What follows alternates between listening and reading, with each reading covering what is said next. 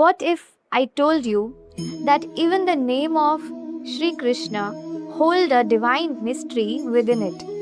A name that attracts every soul, a name that carries infinite love, power, and truth. Welcome to Sakhi Haripriya. Today, we dive into a beautiful and lesser known story, the naming ceremony of Lord Krishna, Krishna Namkaran Sanskar. So, without any further delay, let's start the video. After his miraculous birth in Mathura, Lord Sri Krishna was secretly taken to Gokul to protect him from the cruel king Kansa. There in the house of Nanda Baba and Yashoda Maya, the divine child began his life as a simple cowherd boy. Days passed and soon it was time for a very important ritual, the Nam Sanskar or Namkaran Sanskar. But this was no ordinary child, and this would be no ordinary ceremony. To perform the sacred ritual, Nanda Baba invited the great sage Gargacharya, the family priest of Yadu dynasty. However, Gargacharya had a concern. He said, "If I perform this ceremony publicly, King Kansa may come to know about this child and it could put him in danger." Understanding the risk, Nanda Baba arranged the ceremony in secret, away from the eyes of the world, in a quiet cowshed of Gokul. The divine moment was about to unfold. Gargacharya looked at the child and immediately recognized his divine nature.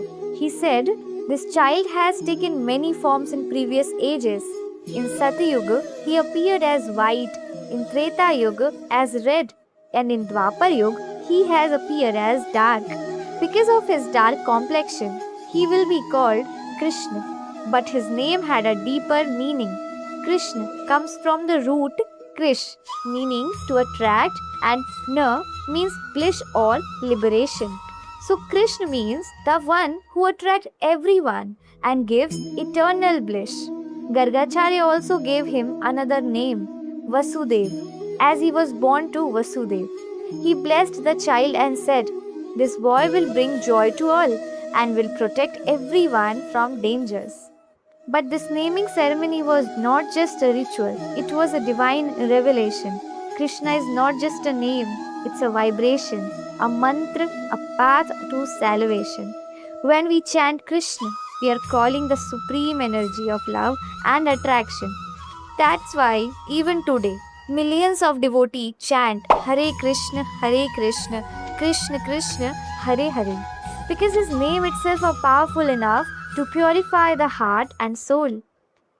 Imagine that moment, Yashoda Maya holding her little baby Krishna, not showing that the entire universe resides within him. For her, he was just her child, but for the world, he was God himself, the Paramatma. That is the beauty of Krishna Leela. He hides his divinity in simplicity, and even his name carries the same magic.